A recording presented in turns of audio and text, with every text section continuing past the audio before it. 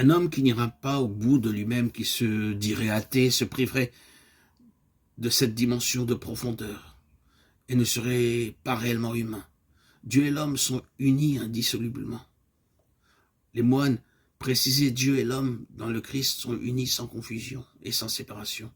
Entre Dieu et l'homme, c'est une unité, c'est une union, mais ce n'est pas un mélange. De la même façon, s'ils sont distincts, ce ne veut pas dire qu'il y a séparation.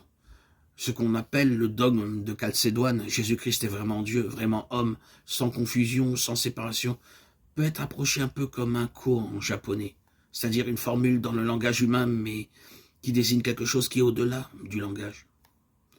Effectivement, nous connaissons soit des fusions, soit des distinctions qui sont séparations. Cela, c'est l'appel à vivre quelque chose qui est au-delà de ce que l'entendement humain, ce que notre raison peut saisir. Une unité qui n'est pas un mélange, qui n'est pas une fusion et une distinction. Pour qu'il y ait l'espace à la relation, l'espace à l'amour, qui n'est pas une séparation. Or, nous avons toujours tendance, et on le voit dans les grandes traditions d'humanité, soit à tomber un peu dans le mélange, soit à dire qu'entre Dieu et l'homme, il y a un abîme infranchissable. Nous rejoignons là certains éléments du yoga. Si par yoga, nous entendons union, union du fini et de l'infini, union de la matière et de l'esprit, union du créé et de l'incréé, union de Dieu et de l'homme.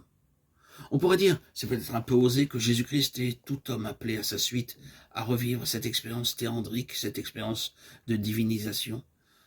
N'oublions pas cette expérience du Christ, vraiment Dieu, vraiment homme. C'est le but de la vie chrétienne. Ce n'est pas réservé au Christ. C'est saint Paul qui dit que le Christ est l'aîné d'une multitude de frères. Quelquefois, on a un peu tendance à le laisser tout seul, alors que nous sommes nous-mêmes appelés à entrer dans cette voie d'union, sans confusion avec Dieu, qui nous habite et qui fait vivre toutes choses. Mais concrètement, qu'est-ce que cela veut dire, cette divinisation? Dans la vie quotidienne, qu'est-ce que c'est qu'être divinisé? Je me rappelle toujours ce moine qui, à cette question, me répondit: être divinisé, c'est être doux et humble de cœur. Il ne faisait que me citer la parole du Christ. Apprenez de moi que je suis doux et humble de cœur, c'est étonnant. Le Christ n'a jamais dit: apprenez de moi comment faire des miracles, comment faire des choses extraordinaires, mais apprenez de moi que je suis. Il s'agit d'une transformation au niveau de l'être. De même qu'il ne dira jamais: j'ai la vérité, mais je suis la vérité. Ce qui nous met sur la piste, car si on a la vérité, on peut s'en servir pour opprimer l'autre. Il s'agit d'être la vérité, de se transformer soi-même. Donc, que je sois doux et humble de cœur, doux ne veut pas dire mou, la douceur, c'est la maîtrise de soi. Je pense à ce que me disait un Indien Hopi: marche doucement sur la terre, elle est sacrée. Apprendre à marcher doucement, apprendre à respirer doucement.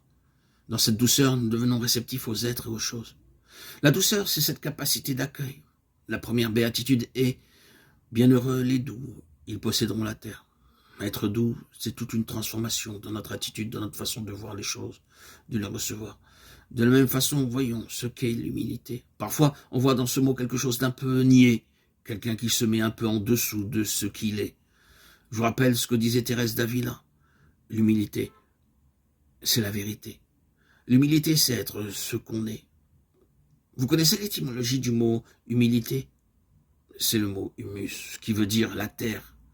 Être humble, c'est être comme la terre, être dans une attitude qui est capable d'accueillir et qui peut permettre à la semence de germer.